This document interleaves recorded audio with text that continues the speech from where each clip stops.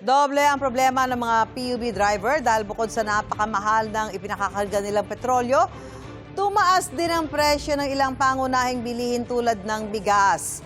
Live mula sa Blumentritt Market sa Maynila, may unang balita si Bea Pinlac. Bea?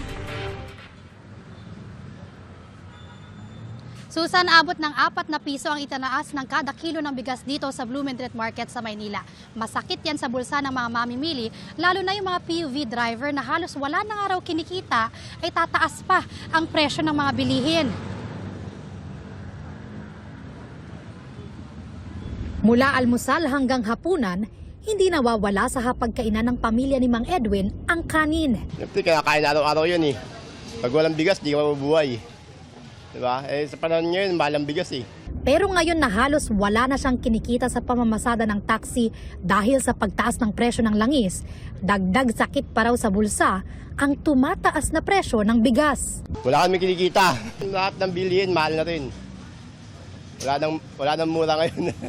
Kalating kilo lang eh. Dati 1 kilo, kalating kilo lang ngayon. Minsan nilulugaw na lang. Wala nang magagawa. Minsan naawin na asawa, gano'n. Sa Blumentritt Market sa Maynila, aabot ng 68 pesos ang kada kilo ng well-milled rice. 53 to 56 pesos naman para sa regular milled rice. Ayon sa ilang nagtitinda, nasa 50 hanggang 200 pesos ang itinaas ng kada sako ng bigas mula nang umakyat ang presyo ng langis dahil sa gera sa gitnang silangan. Abot daw sa 4 na piso ang taas niyan kada kilo. At kung aalagwa pa ang presyo ng langis, tiyak daw na lalong magmamahal din ang mga bilihin gaya ng bigas. No choice tayo, hindi naman pwede hindi natin itaas. Lahat naman daw po ng bilihin, puro mataas. Labing nagreklamo yung mga customer. Malamang, tataas pa. Ang bigas natin, ang gagaling sa malayo, gagamit ng crudo yun. Kung mahal yung karga mo ng langis, isasama mo sa sa puhunan. Dadagdag mo sa presyo. Natural yun eh. Medyo tataas pa ng konti yun. Kaya ang tricycle driver na si Mang Alfredo, 2 kilo na lang ng bigas ang binili imbis na 5 kilo. At kung lalo pa raw mababawasan ang kita niya kapag nagtaas ulit ang presyo ng gasolina, Aabutin natin. paano yung kita niyo? Hindi sapat eh. Lalo na ngayon nagtaasa ng mga presyo ng mga bilihin. Kakasya na lang kung anong meron. Sa pag-aaral ng DepDev o Department of Economy, Planning and Development, kapag nagpatuloy ang pag-alagwa ng presyo ng produktong petrolyo, aarangkada lalo ang inflation o pagtaas ng presyo ng mga bilihin at serbisyo. Lalo nitong mapapahina ang kakayahan nating gumastos. Sa kada 100 pesos ng mga Pilipino, 1 to 3 pesos daw ang posibleng mabawas sa purchasing o buying power, depende sa kung gaano katagal magpapatuloy ang gera sa gitnang silangan.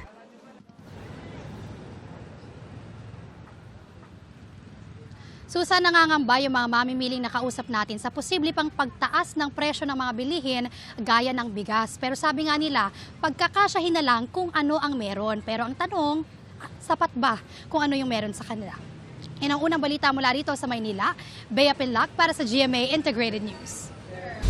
Masakit para sa mga umuuwi sa mga probinsya ang dagdag pasahe sa mga provincial bus na sinimula ng ipatupad nitong Sabado.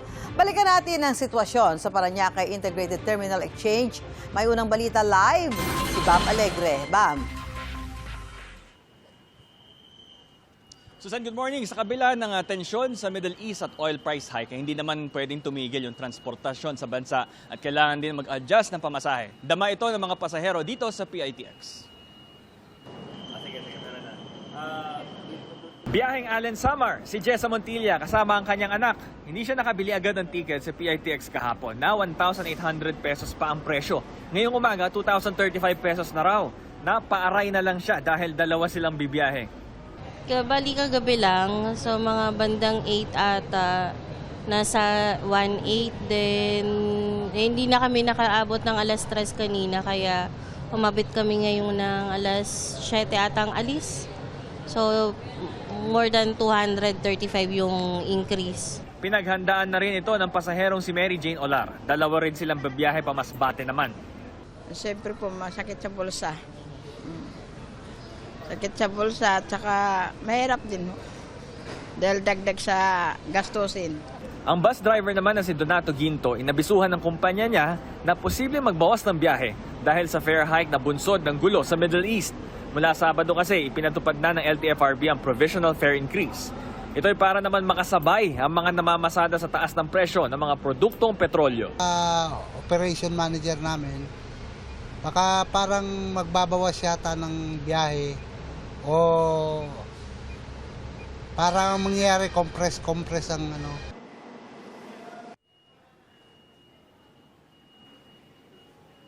Susan, rush hour kaya patuloy ang pagdating ng mga pasahero dito sa PITX. Ito ang unang balita, Bam Alegre, para sa GMA Integrated News. Nakauwi na sa Pilipinas nitong weekend ang mahigit 700 overseas Filipino workers at kanilang mga kaanak mula sa Middle East matapos maipit sa gulo roon. May unang balita si Jonathan Andal. Panay ang pasasalamat at wagayway ng watawat ng Pilipinas ng mahigit 300 Pilipinong nakauwi mula Riyadh, Saudi Arabia at Bahrain sakay ng chartered flight ng OWA. Kabilang sa mga sumalubong si Migrant Workers Secretary Hans Leo Kakdak. Mga OFW ang karamihan habang 13 ay mga batang kaanak ng ilan sa kanila. Last passenger na ako.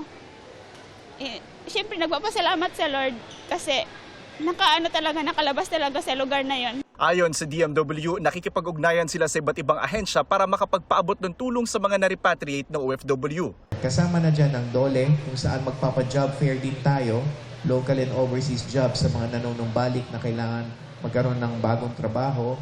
Meron ding livelihood. Naunang dumating pasado hating gabi ang 26 na OFW mula Qatar, kabilang ang 9 na magkakaanak.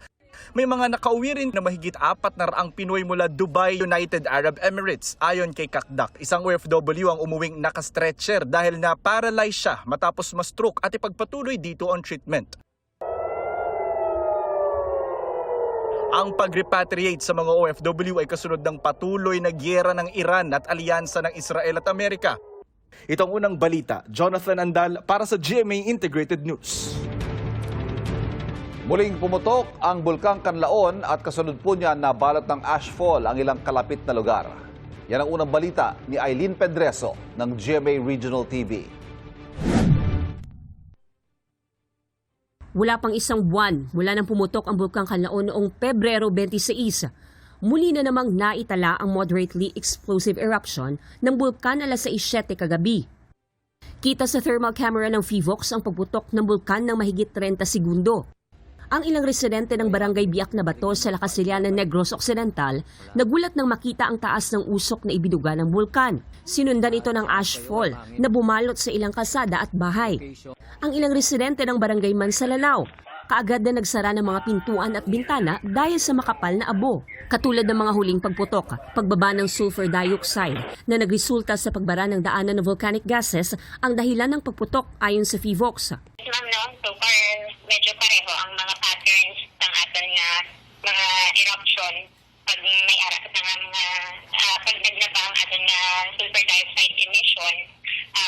Usually, dira kita nag-fund no? Dira natin na-experience din or na-observe na may arak kita dahil yung mga moderately explosive eruption. Hindi inaalis ng PHIVOX ang posibilidad na itaas sa Alert Level 3 ang status ng bulkan kung sakaling tumaas ang seismic activities nito. Although ang nga mga frequent na eruptions nagapakita lang kung na very active, highly active katubong aton nga bulkan. Kung ini siya nga mga eruption nang magpadayon kag ang mga parameters kung ini sila magpakita sang significant change, posible kita nga magpasakat ang aton nga alert level.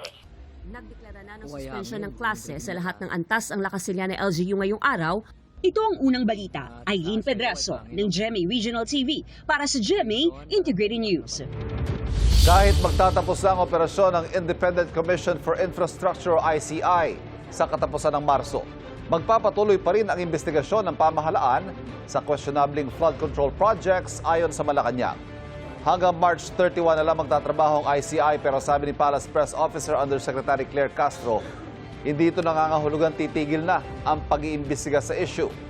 Dagdag ni Castro na i-turn over na ng ICI ang kanilang report sa Ombudsman. Patuloy rin daw ang Ombudsman at Department of Justice sa preliminary investigation sa mga reklamong inihain sa kanila kaugnay sa issue ng flood control. Gusto mo bang mauna sa mga balita? Mag-subscribe na sa GMA Integrated News sa YouTube at tumutok sa unang balita.